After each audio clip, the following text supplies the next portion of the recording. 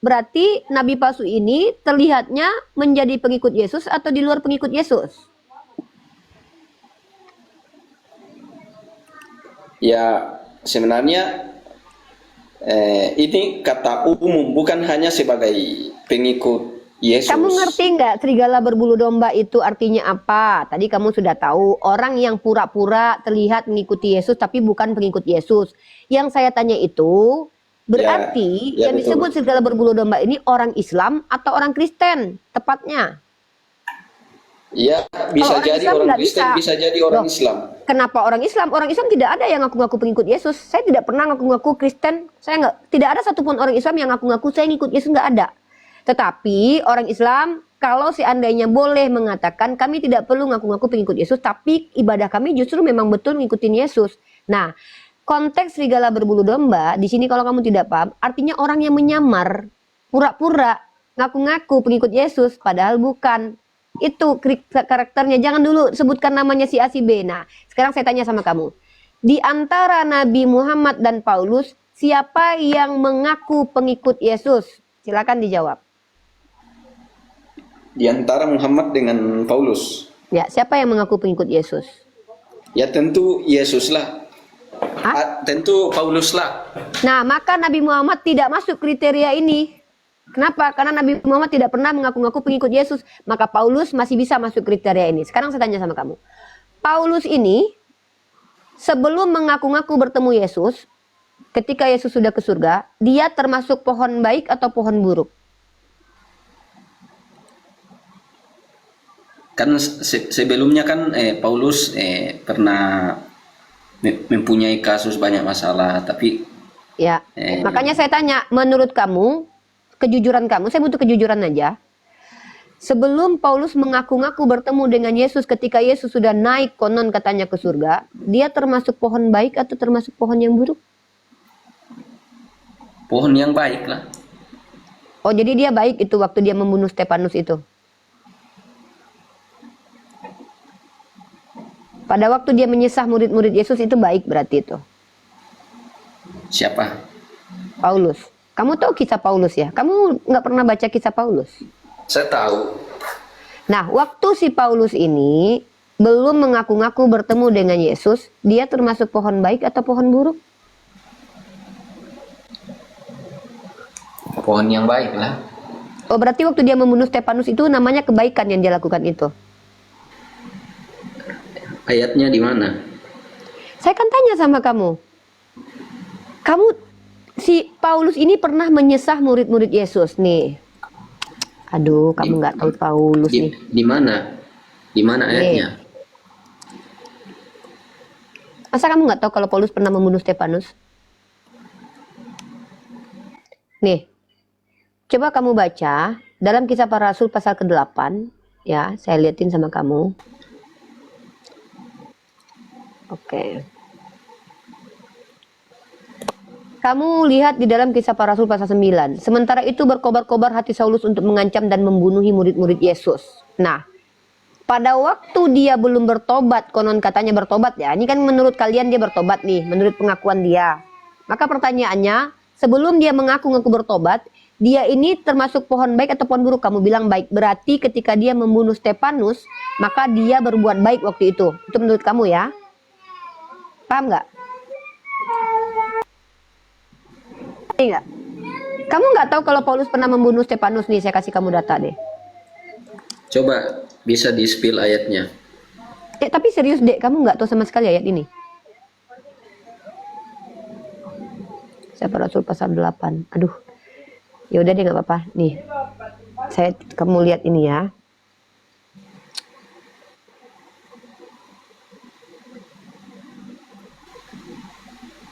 Nih, Saulus juga setuju bahwa Stefanus mati di Bun-Bun. Pada waktu itu mulailah penganiayaan yang hebat terhadap jemaat di Yerusalem. Mereka semua kecuali rasul-rasul tersebar di seluruh daerah Yudea dan Samaria. Orang-orang saleh menguburkan mayat Stefanus serta meratapinya dengan sangat. Tetapi Saulus berusaha membinasakan jemaat itu. Dan ia memasuki rumah demi rumah dan menyeret laki-laki dan perempuan keluar dan menyerahkan mereka untuk dimasukkan ke dalam penjara. Mereka yang tersebar itu menjelajahi seluruh negeri itu sambil memberitakan Injil. Dan Filipus pergi ke suatu kota di Samaria untuk memberitakan Mesias kepada orang-orang di situ. Nih, ya. Jadi yang menghabisi nyawa Stefanus adalah Saulus. Jadi kamu nggak tahu kalau Saulus itu sebelum mengklaim dirinya bertemu dengan Yesus, dia adalah pembunuh jemaat Yesus. Kamu nggak tahu cerita itu ya? Nggak, ini jujur aja, kamu baru tahu tentang hal itu. Nggak apa-apa kalau kamu baru tahu, aku maklum. Oke, mungkin saya ceritakan sama kamu. Paulus ini, dia adalah orang Farisi. Kamu tahu nggak kalau dia orang Farisi? Nih, saya kasih kamu data ya. Paulus ini orang Farisi dan dia ini mengaku-ngaku bertemu dengan Yesus ketika Yesus sudah naik ke surga. Dia tidak pernah bertemu langsung dengan Yesus ketika Yesus di dunia karena Yesus cuma punya 12 murid dan tidak termasuk Paulus. Dia mengaku dipilih Yesus sejak dalam kandungan. Padahal dia adalah orang yang menyesah murid-murid Yesus. Nah, serigala berbulu domba artinya adalah orang yang tadinya buas tiba-tiba berubah menjadi domba untuk mendapatkan hati orang-orang di sekitarnya. Maka Paulus terindikasi sebagai serigala berbulu domba. Nah, lagi pula ketika Paulus menjadi rasul, kamu tahu kalau dia merampok. 2 Korintus pasal 11 nomor 8. Saya kasih kamu ayatnya. 2 Korintus. Maaf, kita tidak bisa artikan seperti itu karena di dalam Alkitab itu harus dipahami dengan caranya sendiri, banyak ya silakan ajarkan saya cara memahami Bible. Perumpamaan. Jadi kita tidak bisa artikan seperti itu. Iya, tugas kamu di sini menjelaskan kalau kamu semua ajaran Paulus itu tidak ada yang bisa ditentang dengan, kita harus berpikir secara logika bahwa semua ajarannya itu semua ajaran Paulus benar begitu. Benar dan sekarang saya tanya yang deh. Baik. Ya udah, saya tanya sama kamu. Ya udah, gini aja deh. Enggak, itu kan kamu percaya sama aku nggak apa-apa, itu urusan kamu. Saya mau tanya sama kamu deh. Menurut kamu membatalkan hukum Taurat itu perbuatan baik atau perbuatan buruk? Mengutuk hukum Yesus Taurat, perbuatan baik atau perbuatan buruk? Hukum Taurat itu ya perbuatan baik. Semua yang ada di Alkitab. Tunggu, bentar, bukan kamu dengar perkataan saya nih. Membatalkan hukum Taurat perbuatan baik atau perbuatan buruk? Ya, terus yang membatalkan hukum Taurat siapa? Yang membatalkannya Paulus nih. Di mana ayatnya? Nih ayatnya. Mungkin kamu jarang baca tapi nggak apa-apa lah ya. Apa sih? Efesus ini surat Paulus ke kota Efesus, pasal kedua nomor 15. Sebab dengan matinya sebagai manusia, ia telah membatalkan hukum Taurat dengan segala perintah dan ketentuannya, untuk menciptakan keduanya menjadi satu manusia baru di dalam dirinya. Sementara Yesus berkata, Aku datang tidak meniadakan hukum Taurat, tetapi menggenapinya. Nah, makanya saya tanya, pernah tidak Yesus membatalkan hukum Taurat? Menurut kamu? Setahu saya nggak pernah. Karena lebih baik hancur dunia ini daripada satu iota hukum Taurat dihilangkan. Ini kata Yesus ya.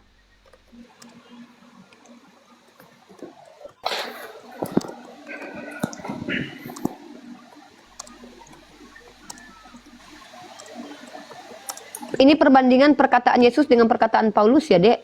Lukas pasal 16, kita baca Matius mana nih? Nah, Lukas 16, 17, 26. Lukas 16, 16,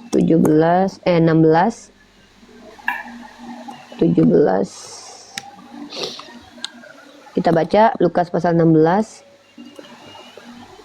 ayat 17. Nih. Silakan kamu baca ini bentar ya, Dek ya. Saya tunjukin ini aja deh. Biar nggak bolak-balik saya nih. Silakan kamu pelajari lagi Bible-mu, Dek. Saya sudah 6 tahun belajar Bible-mu ya nih. Lebih mudah langit dan bumi lenyap daripada satu titik dari hukum Taurat batal. Ini perkataan Yesus warna merah. Tapi di sini yang membatalkan hukum Taurat adalah Paulus. Sebab dengan matinya sebagai manusia, ia telah membatalkan hukum Taurat dengan segala perintah dan ketentuannya. Tapi kata Yesus, lebih mudah langit dan bumi lenyap daripada satu titik dari hukum Taurat batal. Tuh.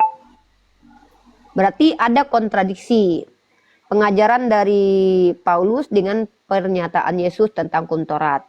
Nah, ketika kamu bilang bahwa Paulus itu adalah orang baik, iya, karena kamu belum membaca cerita tentang Paulus.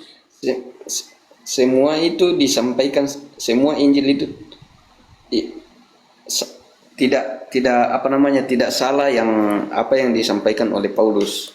Semua yang ditulis Berarti dari memang kisah para rasul, berarti Roma, hukum Taurat Korintus. dibatalkan. Berarti hukum Taurat memang dibatalkan.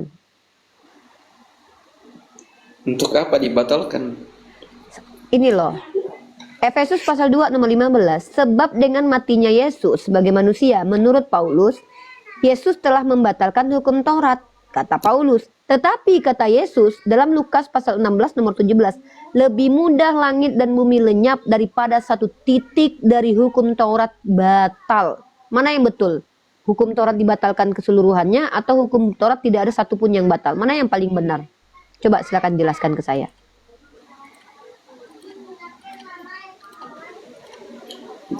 Alkitab itu Saya tidak, paham kok. Saya paham kamu Alkitab itu ke tidak, doktrin. Kenapa tidak, Alkitab? tidak bisa di apa ya, dengan copot dengan satu-satu ayat. Harus Yaudah, silakan semua kamu baru jelaskan. bisa dipahami. Jadi Karena kamu Kristen, Alkitab itu saya tidak, kasih kamu. tidak seperti dengan membaca koran dipahami seperti itu. Saya Maaf tidak ya, pernah karena menganggap Alkitab kitabmu itu sama seperti harus koran. dipahami dan dimengerti. Makanya saya pengen Dan tahu cara tidak, memahaminya seperti tidak apa. sama dengan yang lain, harus dimengerti dengan caranya sendiri. Iya, Karena banyak seperti apa mengandung cara mengertinya? perumpamaan. Ya makanya seperti apa cara memahami? Kamu ngerti nggak? Kamu ngerti nggak Efesus 2 dan 15 ini dengan Lukas 16 ini kamu ngerti maknanya?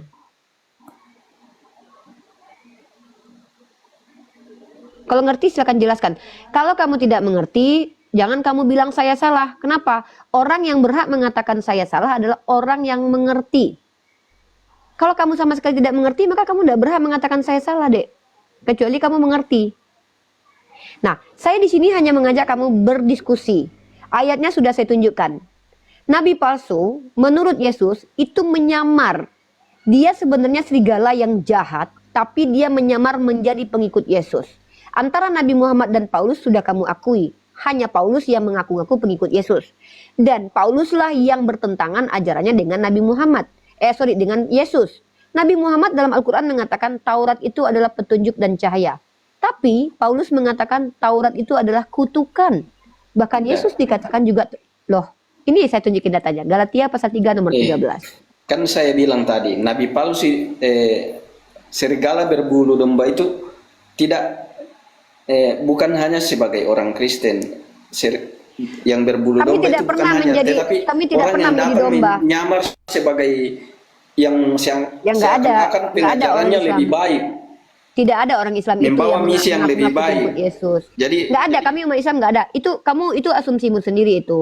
Kamu jangan asumsi. Ini coba kamu baca nih. iya kan, Galatia kalau pasal kita 3. kan artikan, Ya enggak kita gini artikan, Dek, kalau yang kamu jelaskan itu ada datanya saya terima. Tapi kalau itu asumsi ya nggak apa-apa, itu untuk kamu aja ya. Jangan jadi ajarkan asumsi di sini. makanya Enggak, nabi-nabi ini saya kasih kamu yang data nih. terakhir kami, Bentar Dek, ini saya kasih kamu data nih. Kristus telah menebus kita dari kutuk hukum Taurat. Nih, kamu lihat nih. Yang berani-beraninya mengutuk hukum Taurat itu hanyalah Paulus. Nabi Muhammad mengatakan Taurat itu adalah petunjuk dan cahaya. Sementara Paulus mengatakan Kristus telah menebus kita dari kutuk hukum Taurat, dan bahkan Yesus pun dikutuk oleh Paulus dengan jalan menjadi kutuk. Bahkan Paulus mengatakan Yesus telah menjadi kutuk. Sebab ada tertulis terkutuklah orang yang digantung pada kayu salib. Nah, saya tanya sama kamu. Kamu percaya tidak sama semua perkataan Paulus?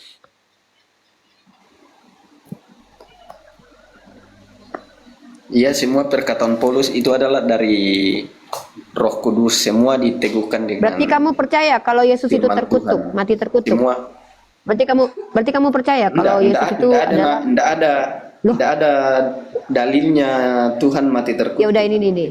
Ini dibaca nih. Tadi makanya tengok kalau saya gini loh Dek, kalau diskusi itu betul-betul ingin tahu kebenaran, jangan kita memblokade diri kita dulu, mental block namanya. Ini kamu baca nih. Kristus telah menebus kita dari kutuk hukum Taurat dengan jalan menjadi kutuk karena kita. Sebab ada tertulis, terkutuklah orang yang digantung pada kayu salib. Pertanyaan saya, siapakah orang yang mati digantung di kayu salib di dalam ayat ini?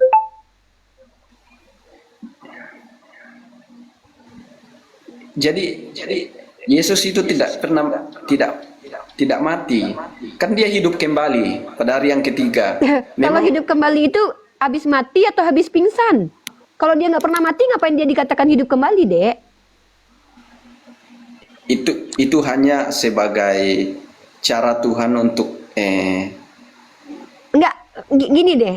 Coba fokus kepada satu materi. Kamu tadi bilang Yesus tidak pernah terkutuk. Ini yang bilang terkutuklah orang yang digantung pada kayu salib. Ini Paulus, Dek. Karena ini surat Galatia. Pertanyaan saya, menurut kamu yang dikatakan Paulus di sini yang mati terkutuk siapa? Saya, Nabi Muhammad, atau Yesus di dalam ayat ini? Siapa menurut kamu?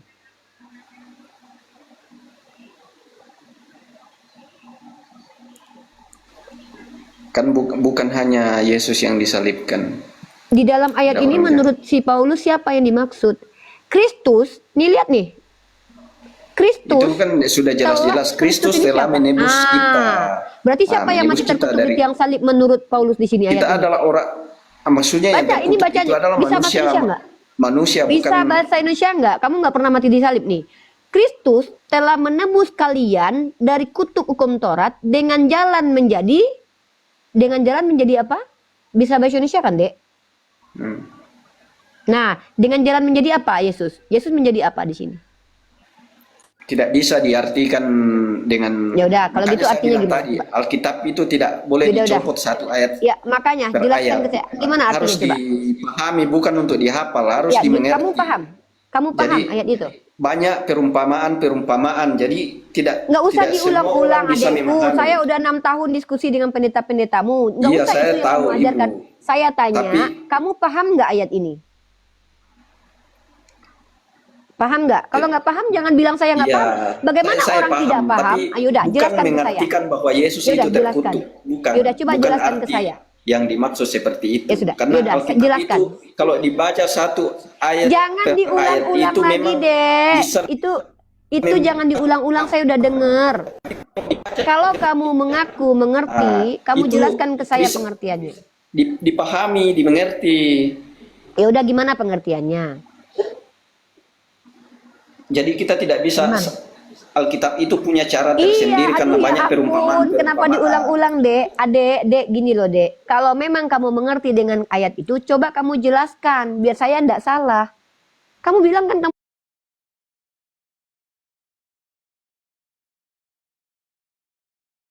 Di luar saya tidak pegang Alkitab, coba saya pegang Alkitab sekarang, mungkin saya bisa. Nah, nanti ya kamu cari tahu dulu karena saya pikir kamu mengerti. Hanya orang yang mengerti yang boleh mengatakan saya tidak mengerti. Kalau ada orang yang tidak mengerti, itu tidak boleh mengatakan saya tidak mengerti karena dia juga tidak mengerti. Jadi dia tidak bisa menilai saya mengerti atau tidak. Tapi kalau kamu paham dan bisa menjelaskan ini ke saya, kamu berhak mengatakan saya tidak ngerti. Kok kamu nuduh saya nggak ngerti? Sementara kamu juga nggak ngerti. Kalau kamu belajar lagi, saya udah belajar itu. Saya tahu konteks ayat itu. Kenapa saya harus nungguin kamu belajar coba? Saya itu sudah bertahun-tahun diskusi dengan pendeta kalian. Saya tahu yang kalian maksud itu apa. Bahwa Yesus itu kan menebus kita. Pertanyaan saya bukan itu. Pertanyaan saya yang dikatakan mati terkutuk di tiang salib itu siapa? Padahal di situ jelas dikatakan Kristus di awal. Nah, kenapa kamu tidak bisa jujur? Kamu tahu nggak kenapa?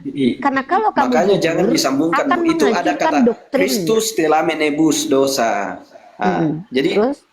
tidak boleh Lanjut. disambung. Ya silahkan selesai. Kok nggak boleh disambung? Jadi dipotong-potong ayatnya gitu. Nggak boleh Tidak, disambung. maksudnya Jadi, tidak boleh aduh. gimana? Cara memahami ayat ini gimana? Bacanya dipotong-potong, nggak boleh disambung gitu.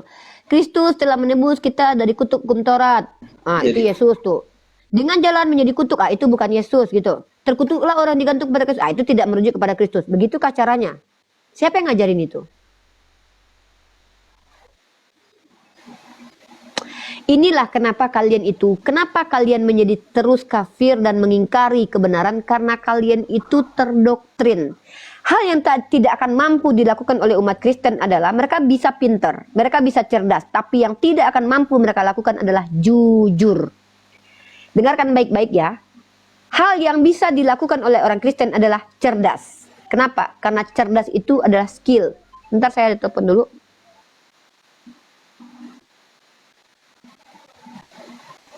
Kami ya. Bentar, saya telepon dulu ya. Tuhan itu mengajarkan yang bukan.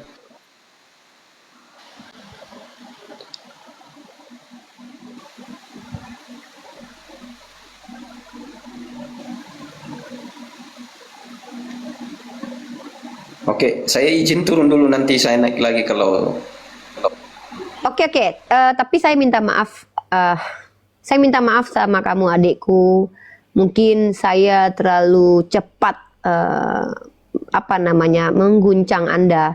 Saya paham menjadi orang yang jujur itu sangat sulit selagi kamu masih menjadi Kristen. Karena ketika kamu jujur, maka yang terjadi adalah bertentangan semua pengajaran doktrin Anda. Saya minta maaf kepada saudaraku, adikku, siapa namanya, Van ya. Semoga kamu diberikan hidayah, gunakanlah akal yang diberikan Tuhan kepada Anda, dan semoga Anda bisa membedakan mana benar mana salah, dan bisa betul-betul jujur kepada diri sendiri. Setidaknya kalau tidak bisa jujur kepada kami, jujurlah kepada diri Anda sendiri. Karena sulit memang jujur selagi agamanya masih Kristiani, sulit kalau jujur mengikuti doktrin, ya. Karena saya bisa membuktikan bahwa rata-rata doktrin agama kalian bertentangan dengan perkataan Yesus dan bertentangan dengan isi kitab kalian. Saya yang pastikan itu karena saya belajar, bukan karena saya membenci kalian, karena saya mengkaji dan mempelajarinya, ya. Oke, saya minta maaf kepada saudaraku tadi mungkin agak terguncang. Baik, lanjut teman-teman. Di sini saya tidak mengajak kalian bertengkar. Saya hanya ingin mengajak kalian diskusi dua arah dan mengajak kalian jujur. Saya tidak berharap kalian cerdas. Saya tahu kalian bisa cerdas kok. Tetapi yang saya inginkan jujur, ya. Karena orang benar itu adalah orang yang tidak berdusta. Kalau kalian sudah jujur, maka insya Allah kalian akan menerima hidayah. Seperti itu ya. Jadi saya mau yang jujur saja. Kalau sudah mulai berbohong, dibawa saja. Karena orang berbohong pun, seandainya dia cerdas pun tidak ada gunanya. Selagi dia adalah seorang pendusta. Baik, kita sapa dulu. Opung, halo, selamat malam. Silakan, agamanya apa? Silakan Opung.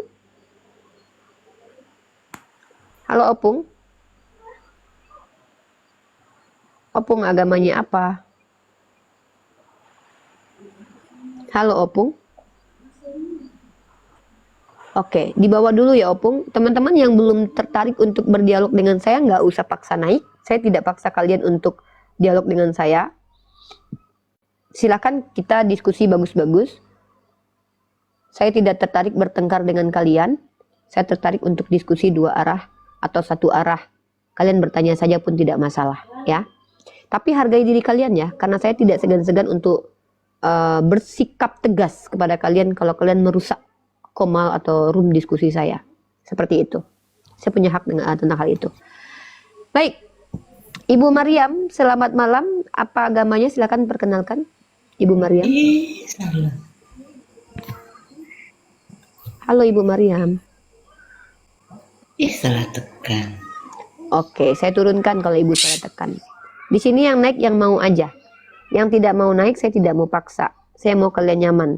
Ya, buat apa kalian naik kalau kalian tidak ada keinginan.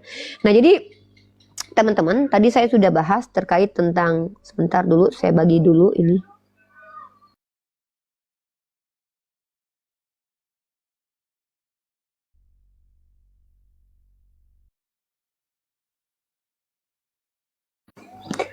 Oke, teman-teman ya. Jadi saya menghimbau teman-temanku yang Kristen semua, kalau kalian tidak siap mendengarkan diskusi lintas agama, jangan tonton ini. Jangan, karena ini hanya akan takutnya men-trigger kalian untuk menghujat agama saya. Kalau kalian menghujat agama saya tidak segan-segan untuk membuka aib agama kalian. Saya tahu. Nah, saya tidak perlu menghujat agama kalian, tapi saya hanya cukup bacakan data yang itu akan membuat kalian malu. Tapi kalau kalian punya malu, ya, kecuali kalau kalian memang nggak punya malu ya, memang gimana gitu ya. Oke, teman-teman yang naik ke atas, saya harap yang mau diskusi ya. Halo, halo. Ya, halo. Saya tidak mau terlibat debat dengan orang awam ya, yang jahil lalu memaksakan pendapatnya. Saya mau ditanya saja. Kalau kalian tidak terima jawaban saya juga bukan urusan saya. Silakan di-mute dulu Viro. Saya butuh bukti. Ya, ini agamanya apa? Agamanya Kristen. apa, Bro?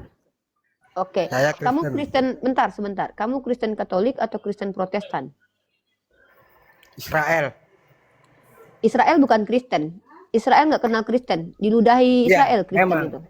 Ya, makanya saya tanya, kamu Kristen Protestan atau Kristen Katolik? Jangan NPD ya, bro. Saya Israel. Bani apa kamu? Keturunan Lewi atau Yehuda atau Benyamin? Yahweh. Yahweh? Maksudnya kamu Iya. keturunan si Yahweh gitu? Iya. Oh, anak Tuhan kamu? Iya. Anak domba. Anak domba atau anak Tuhan? Tuhan itu sama dengan domba. Kalau Tuhan itu beda sama Saya nggak yang ngerti nih, si Yahweh ini siapa? Yahweh ini domba atau Tuhan? Tuhan. Oh, jadi Yahweh ini tadi katanya anak Tuhan, sekarang anak domba. Yang benar yang mana nih? Coba kalau Saya ngomongin. itu anak domba. Oh, kamu anak domba. Terus Ya. tadi katanya anak Yahweh. Berarti Yahweh itu domba maksudnya. Tuhan. Yahweh itu Tuhan. Tuhan. Kamu anak domba. Ya. Oh, berarti ibumu domba berarti. Orang tuamu domba, binatang berarti orang Maksud tuanya. lo? Lah kamu kan anak domba. Berarti ibumu domba berarti. Waduh. Kamu tahu nggak kenal Tuhan? Kamu tahu nggak Tuhan? Setahu Di mana saya, Tuhan sekarang? Tuhan itu Sekarang adalah Tuhanmu yang di mana? disembah. Tuhan Sekarang saya ada Tuhanmu di di mana arsy. sekarang? Istiwa alal arash. Saya tanya sama kamu sekali lagi, orang tua kamu domba. Ibumu domba. Binatang berarti. Nggak sedih Kamu kamu. juga binatang dong. Bukan, Kamu saya kan manusia. cewek. Loh, masa cewek binatang? Emang. Kalau kamu bilang cewek binatang berarti Bunda Maria binatang dong. Iya, kamu ya juga binatang. Bro, kalau Kamu bicara juga ini saran binatang. saya ya, bro. Yang pertama, bicara itu mikir dulu, bro. Dulu Kamu kan juga pikiran. tahu. Loh, kok saya binatang? Saya nggak pernah ngaku domba. Yang bilang kamu anak domba kan kamu tadi. Happy lu dia ya. Hah? Apa yang disebut itu? Apa ini? Ibunda Maria disebut Apa apa? sih? Kamu ngomong apa sih? Bunda Maria disebut apa ya? Bunda lah. Maksudnya gimana ini? Lasmi, kamu apa? Aduh, Pak, kalau mabuk jangan ke sini ya. Bapak dibawa aja dulu ya. Kayaknya Bapak masih ada efek tua mungkin ya. Bapak dibawa Jangan aja ya. gitulah. Ya terus Bapak kesini mau ngapain? Bapak tuh nggak jelas tadi bilangnya anak Yahweh, Kamu sekarang kan anak domba. nanya. Kamu kan nanya. Iya, saya nanya Bapak ibunya domba. Tadi Bapak bilang Bapak anak domba. Berarti ibunya Bapak domba gitu. Iya. Iya. Emangnya apa yang disebut anak domba? Ya domba itu kan binatang, Pak, hewan ternak. Kamu kok aduh. Pusing kepalaku. Ya saya juga pusing, Pak. Karena Bapak yang ngaku Bapak anak domba. Bapak yang pusing kan lucu. Yang ngaku anak domba Bapak, yang pusing Bapak sendiri. Domba itu Harusnya saya yang pusing, disebut- Pak. Domba itu gimana? disebut dari Nabi Yesus Isa. Tahu nggak? Nggak tahu. Ya nggak tahu ya, belajarlah. Iya, saya belajar. memang. Sejarah Sejarah? Sejarah siapa? Emang siapa tuh bangsa sejarah? Israel. Apa urusannya Kamu Pak dari bangsa mana? Israel sama Nabi Yesus Isa? Isa kan bukan Bani Israel. Isa itu anak Maryam. Dia bukan bapaknya, nggak ada keturunannya sama Israel. Isa itu tidak punya nasab sampai ke Israel, Yakub ataupun Daud karena dia anak Maryam. Makanya tidak ada dikatakan Isa itu Bani Israel, tapi Isa ibnu Maryam. Pertanyaan saya, Kamu nggak Yesus itu keturunan Bani Israel ya? Saudaranya Isa itu namanya siapa? Kalau tahu. Nabi Isa tidak punya saudara dalam keyakinan kami. Kamu bohong. Kamu berarti nggak pernah lihat. Ya udah siapa Nabi Isa Ya. saudaranya? Martius. Martius? Iya. Martius namanya. Oh, Iya, Martius. Si Martius ini orang mana, Pak? Anaknya Elizabeth. Oh, si Martius itu anak Elizabeth. Si Iya. Martius ini orang Yunani atau orang Ibrani? Kan satu saudara sama Oh, ibu saudara Maria. sekandung. Kandung saudara sepupu atau kandung? Sekandung. Sekandung. Sama Elizabeth. Oh, jadi Yesus itu punya Sama saudara Maria. kandung namanya Martius. Dia punya anak juga. Mm-mm. Terus? Yang satu namanya Mm-mm. Nabi Isa. Nabi Yang Isa. satu lagi Namanya itu namanya Martius. Martius. Ya. tadi. Orang Batak ya, ada marmarnya gitu ya. Martius gitu. Si Tius ada marnya gitu ya. Makanya sejarah. Iya, iya, saya memang kayaknya Jangan dilihat kurang dari sejarah. kitab-kitab, lihat dari sejarah Betul, betul, betul. bangsa Makasih ya, Pak. Israel. Iya, iya. Keturunnya itu di mana? Kalau Di Nabi mana, Pak, Muhammad itu keturunnya? keturunnya di mana? Nabi Muhammad keturunannya dari Arab. Kalau Martius Iya. sama Nabi Isa ini keturunannya dari mana, Pak? Itu dari semua wali itu semua beda Beda. antara Israel Israel? dan negara Islam itu dihapit. Ngerti nggak? Nggak ngerti, Pak. Dari bangsa Arab. Nggak ngerti saya, Pak. Baru ini, Pak, saya tahu. Pak. Makanya belajar sejarah, Iya, Pak. tahu. Kurang belajar. Jangan Pak. bilang dalam kitab. Heeh. Pak Jemi nih, Pak Jemi nih tanggung jawab dong. Pak Jemi, Bapak kenal Martius nggak? Nggak kenal nih. Siapa? Pak, Bapak kasih tahu dong sama Pak Cinaksok ini, Pak Ciksanmo. Pak Ciksanmo kasih tahu sama Pak Jemi dong. Pak Jemi ini dia nggak ngerti apa-apa nih, juga nggak pernah belajar nih. Misalkan Pak Cisanmo kasih tahu. Diam dulu Viro, diam dulu Viro. Saya lagi ngizinin Pak Cisan ngajarin Pak Jemi. Kasih tahu sama Pak Jemi dong, Pak. Ya, Kalau kamu kan tahu. enggak, saya Coba, baru kan baru tanya. belajar sama Bapak. Saya baru belajar sama Bapak, saya nggak tahu. Coba Bapak ajarin dulu Pak Jemi. Pak Jemi ini nggak ngerti sejarah nih. Coba Pak, silakan Pak, ajarin Pak. Jadi si Iya, Martius saya ini ngerti saudara, ini. jadi si Martius ini saudara kandungnya Nabi Isa ya Pak Sanmo. Kamu ibarat gini loh. Gini Ibaratnya loh. gimana Ibu, coba? Mm-mm. ya, ibu yang cantik. Iya, terima kasih. Gini loh. Lari dari kenyataan semua Waduh. itu yang dikatakan. Hari dari kenyataan. Iya, iya. Kalau yang saya jawab, saya terangkan. Bapak Itu udah semuanya berapa lari dari lama? kenyataan. Bapak udah berapa lama jadi Kristen, Pak? Oh, jarang ya lahir dari Lahir lahir. Kristen. Iya, dari lahir. Jadi si Martius ini, diam dulu Viro ya. Si Martius ini saudara kandungnya Yesus, adik kakak sama Yesus. Ya, yang baptis orang-orang itu loh. Oh, si Martius ini yang baptis-baptis orang, teman-teman. Aduh, kalian ini pada nggak belajar kalian semua ini. Mungkin Bapak ini lebih tahu dari kita. Terus Pak, si Martius ini ibunya namanya Elizabeth. Lah iya.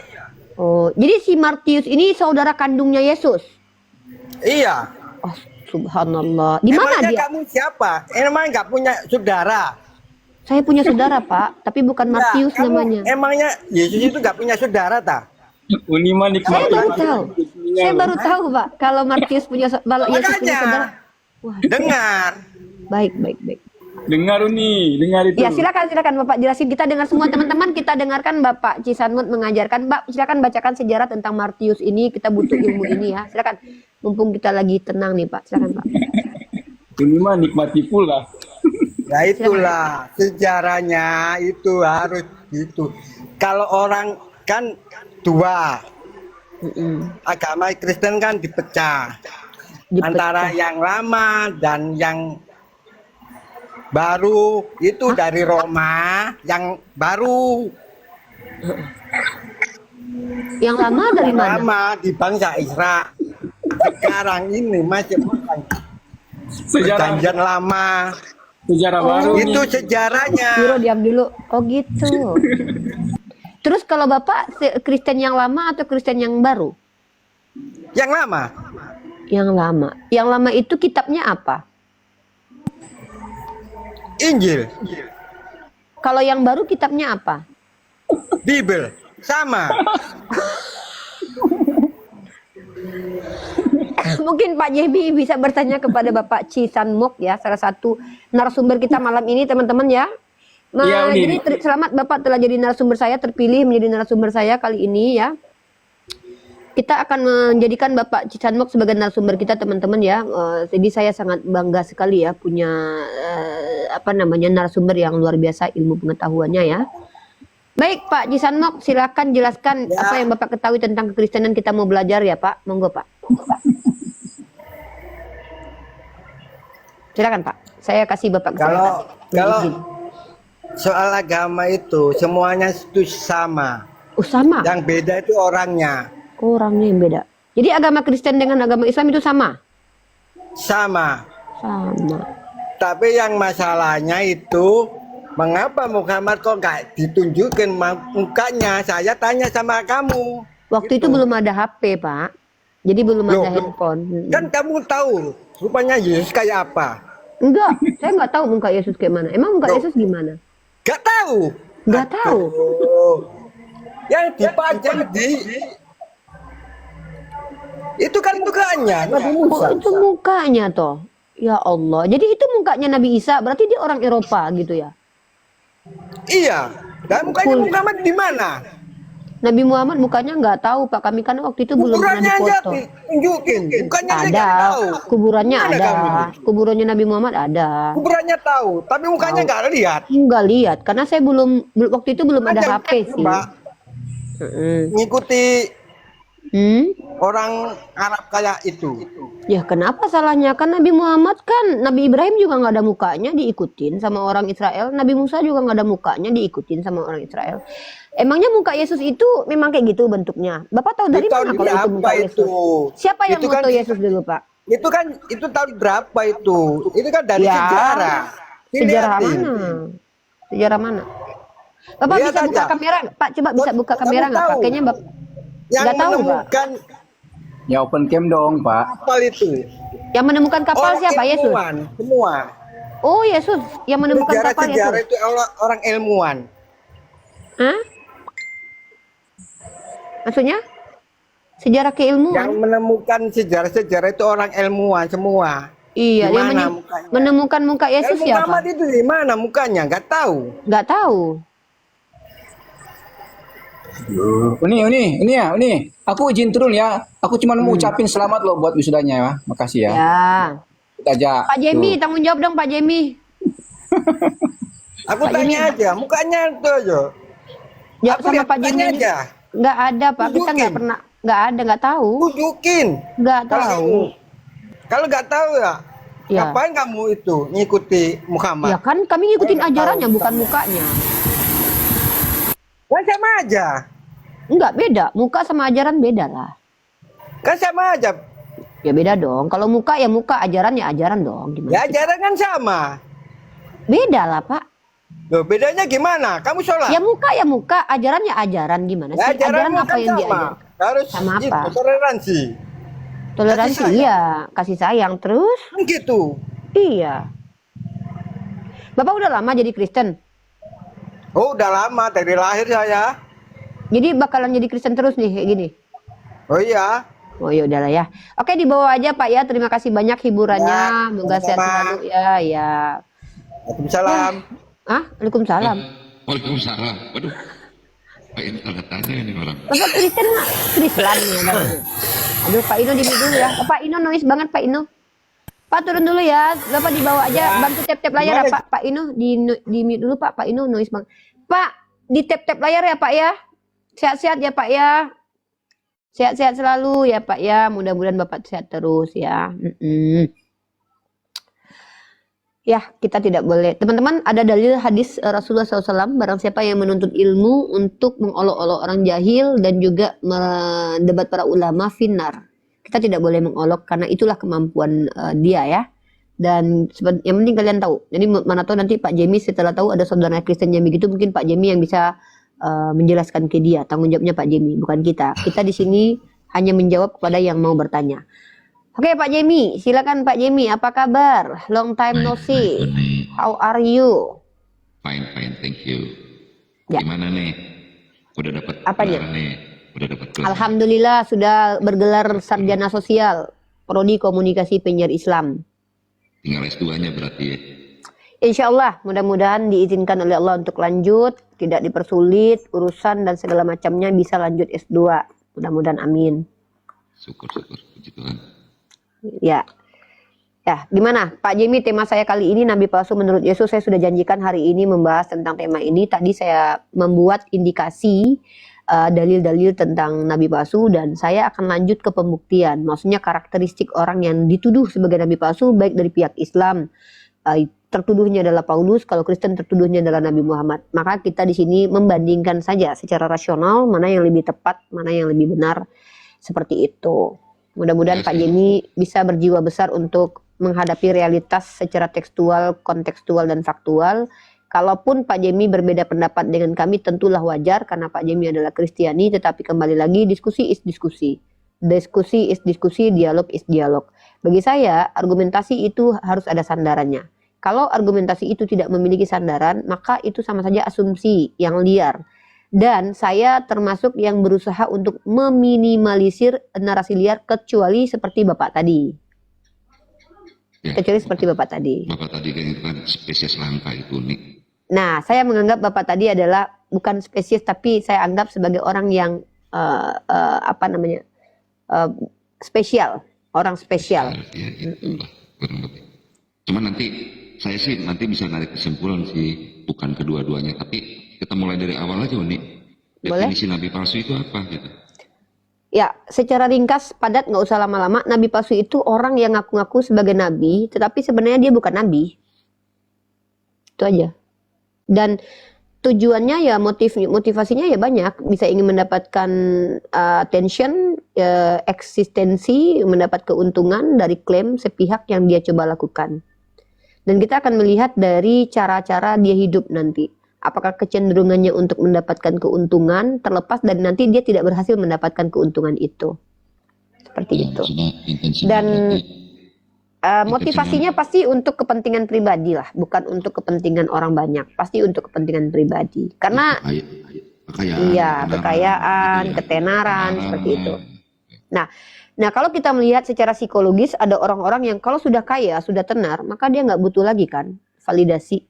Tapi kalau ada orang yang bobrok hidupnya, tentu dia akan mencoba untuk memanjat. Nah, ini namanya pencitraan. Bapak kalau belajar psikologis ada namanya itu pencitraan. Pencitraan itu adalah upaya seseorang secara sengaja untuk mencitrakan dirinya baik, walaupun sebenarnya dia belum tentu seperti itu. Makanya dalam Islam itu kami tidak melihat kepada apa yang dilakukan oleh orang itu. Tapi, makanya Allah bilang begini nih. Orang munafik itu perbedaannya dengan orang non munafik adalah kalau orang munafik dia tidak akan pernah beribadah ketika dia sendirian. Kenapa? Waktu dia sendirian yang melihat hanya Allah, tapi orang tidak melihat dia, maka dia tidak akan sholat pada waktu itu. Tapi kalau dia ketika sendiri di kamarnya dia masih sholat, maka dia adalah orang-orang yang betul-betul tunduk kepada Tuhan. Makanya melihat orang terlihat sholat itu belum tentu sholat. Orang berilmu belum tentu berilmu, karena terlihat berilmu dan terlihat sholat. Makanya kami umat Islam itu tidak pernah boleh menghakimi 1, 2, 3 orang. Saya tidak berani itu. Tapi kami dikasih tahu ciri-cirinya adalah orang munafik. Orang munafik itu salah satu cirinya apa? Apa yang dia ucapkan tidak seperti itu yang dia lakukan. Nah, kalau kita membahas kaidah dalam nabi palsu ini, goalnya adalah untuk mencitrakan di hadapan orang bahwa dia adalah orang baik. Maka dia akan berupaya untuk membuktikan saya baik, oke saya, tapi dengan banyak omongan, bukan dengan tindakan.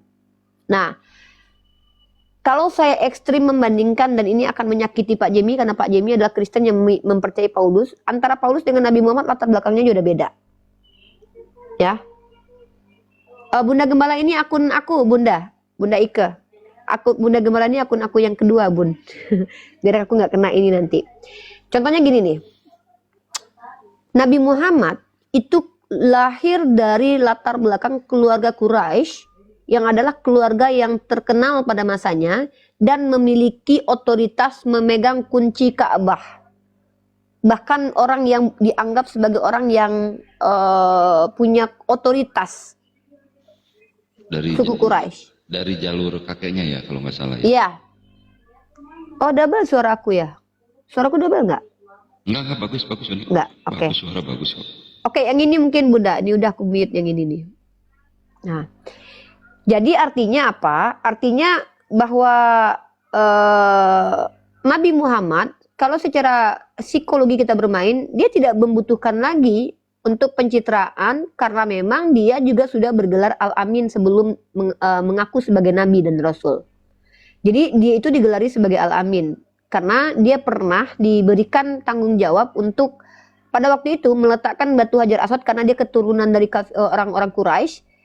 Tapi dia bersikap adil dengan mengizinkan orang lain untuk ikut serta. Artinya dia tidak melulu untuk dia aja. Dan dia juga adalah orang yang dipuji oleh salah satu pengusaha yang adalah istrinya namanya Sayyidah Khadijah.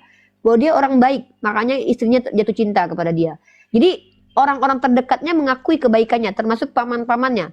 Kalau kita lihat paman-pamannya membenci dia ketika dia sudah mengaku sebagai rasul, bukan ketika dia menjadi pribadi manusia yang biasa menjalankan hidupnya biasa. Jadi dia nggak butuh pencitraan secara psikologis. Karena dari kecil sudah Karena dia kelihatan sudah baik gitu kan.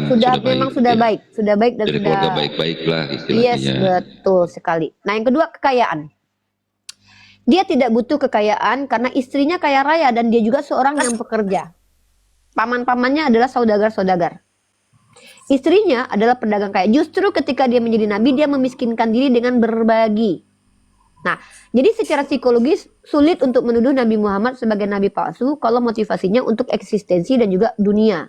Karena justru ketika dia panjang 23 tahun dia menjadi seorang nabi dan bahkan harta rampasan itu bisa dia miliki, ada satu riwayat mengatakan emas di dalam rumah dia itu tidak bisa lama-lama. Dia langsung buru-buru untuk bagikan kepada orang lain. Yang dia beli adalah barang-barang yang kepentingannya untuk berdakwah. Nah, artinya secara psikologis Pak Mr. Mongin di-mute dulu ya. Sulit untuk teman-teman kalau betul-betul mengikuti kaidah ilmiah menuduh nabi kami nabi palsu karena secara motivasi dia tidak ada kepentingan untuk pencitraan. Dia dari keluarga saudagar, keluarga kaya raya, istrinya Khadijah adalah orang kaya, dia juga seorang yang bekerja dan juga memiliki usaha karena dia memberikan nafkah dan kepada istrinya dan juga mahar yang juga tidak sedikit. Artinya buat apa lagi dia untuk memuliakan dirinya sendiri? Dan bahkan justru ruginya dia ketika menjadi seorang rasul adalah dia diboikot. Kalau dia hanya ingin untuk duniawi saja, tentu ketika dia diboikot dia akan berhenti pura-pura jadi rasul kalau dia nabi palsu. Tapi coba lihat, dia tidak peduli dengan itu, dia lanjutkan itu, kemudian dia bahkan ketika dia menjadi rasul, kalau dia pura-pura jadi rasul, justru dia rugi jadi rasul. Kenapa? Dia menjadi miskin, menjadi dibuang, bahkan diusir dari kampung halamannya. Nah, artinya tidak mungkin nabi saya secara psikologis masuk dalam kriteria orang yang menyamar menjadi rasul hanya untuk kepentingan pribadi. Sulit kalau main serea namanya. Dalam ranah hukum, nabi kami itu tidak akan terlihat secara sengaja untuk upaya mendapatkan keuntungan ketika jadi rasul. Nah, sekarang kita bahas Paulus. Paulus adalah orang yang dibenci oleh pengikut Yesus pada masanya. Tapi karena aku dia boleh motong nggak Umi? Oke, Aku boleh boleh. motong ya sebentar ya. Kan saya juga kata dia ada yang bilang bahwa Nabi Muhammad itu dituduh nabi palsu kan.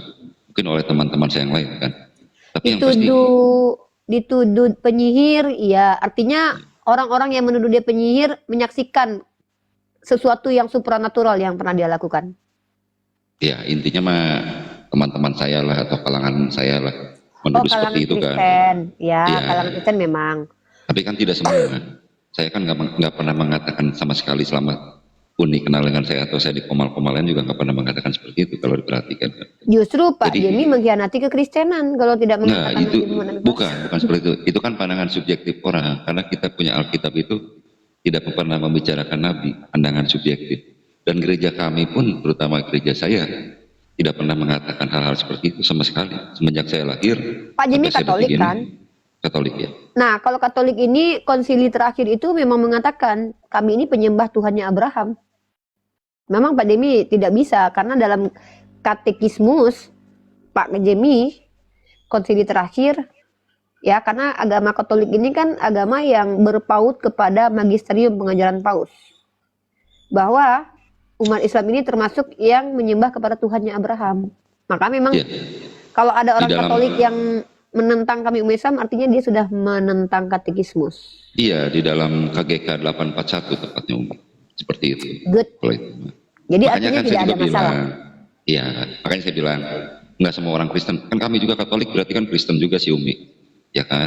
Istilahnya Ya. minimal dasar-dasar awalnya kami sama dengan Kristen yang lain. Oke, Itu kalau aja. gitu kita ke Pak Jemi, kita close, kita diamkan, kita anggap Pak Jemi sebagai salah satu wasit, juri atau narasumber atau apa, boleh nanti di sini aja standby. Kalau Boleh, ada yang mau boleh, bertanya, boleh. kita sapa tamu kita nih. Mr. Mongin, silakan perkenalkan nama dan agamanya dan keinginannya ke sini mau ngapain. Silakan Pak Mr. Mongin. Assalamualaikum warahmatullahi wabarakatuh. Saya Muslim. Waalaikumsalam warahmatullahi wabarakatuh. Ya Pak. Ya saya tertarik juga dengan tema yang Uni bawa ini. Ya kira-kira gitu Ya. saya coba mengikuti juga ya. Iya, oke. Karena kita prioritaskan saudara-saudara kita yang non-muslim untuk dia diskusi dengan saya, izin saya menurunkan Bapak di bawah ya, biar Bapak menyimaknya di bawah. Oke? Ya, nggak masalah gitu. Oke, terima kasih Pak sudah bergabung di sini. Sehat selalu, barakallah. Ya, teman-teman yang mau bergabung silahkan dengan catatan kalian adalah orang yang ada kepentingan dengan diskusi ini. Kalau tidak ada kepentingan dengan diskusi ini, saran saya di bawah saja. Oke? Supaya kita bisa mengkerucut diskusinya. Nah, baik. Teman-teman, kenapa Uniriva mengangkat tema ini? Sebenarnya bukan ingin menyerang agama Kristen itu sebenarnya tidak, tapi ingin menyadarkan saudara-saudaraku Kristen yang lain yang menghujat Nabi kami, seandainya kalian menantang kami untuk melakukan diskusi dua arah, maka kami justru mampu membela kemuliaan Nabi kami. Atau justru sebaliknya, kami mampu membuka sesuatu yang akan membuat kalian shock. Jadi saran kami adalah, mari di sini diskusi bagus-bagus. Kalau kalian tidak mau membahas tentang tema ini, kalian bertanya saja tentang agama saya. Karena kapasitas saya itu sebenarnya adalah diskusi dua arah atau ditanya tentang agama saya. Tapi kalau kalian menghujat agama saya di sini, saya manusia biasa, saya bukan nabi ya. Nabi saya bisa bersabar, tapi saya tidak mungkin bisa bersabar ketika agama saya kalian hujat. Pasti itu. Ya Pak, saya pastikan itu. Ya, andai saya punya kekuatan di tangan saya untuk mencabut lidah kalian, pasti saya cabut lidah kalian yang menghujat agama saya. Makanya alhamdulillah Allah tidak berikan saya kekuatan untuk mencabut lidah kalian dari jauh, atau kekuatan untuk mencabut kepala kalian dari tempatnya. Saya pastikan itu. Mohon maaf ya, saya bukan orang yang sok suci, sok baik. Saya kasih enggak. Kalau agama saya yang kalian hujat, Tuhan saya khawatir kalau saya diam ketika agama saya dihujat, saya termasuk orang yang ikut menghujat karena membiarkan kalian menghujat. Seperti itu. Berarti Oke Pak Robi. berarti untung juga ya kami. Umi bukan nabi atau pemerintah ya, kalau kan kacau urusannya. Makanya saya tidak diizinkan jadi, tidak ada perempuan itu yang jadi nabi. Karena perempuan itu, Sayyidah Aisyah ketika suaminya dihina, dia marah. Marah besar dia, Sayyidah Khadijah. Karena dia wanita. Pak Jemi kalau lihat yang paling banyak marah di rumah Pak Jemi itu Pak Jemi atau istrinya? Saya. Oh berarti Pak Jemi yang lebih feminim ya? Lebih dominan lebih tepatnya. Lebih dominan di rumah. Kan kepala rumah tangga. Kalau Jadi, saya mau bisa tidak tanya mau, saya kenapa harus lebih seorang tegas. ibu, kenapa kebanyakan itu, makanya ada Dr. Aisyah Dahlan mengatakan lebih banyak perempuan bicara ketimbang laki-laki, lebih banyak emosional. Karena perempuan ini melibatkan perasaan.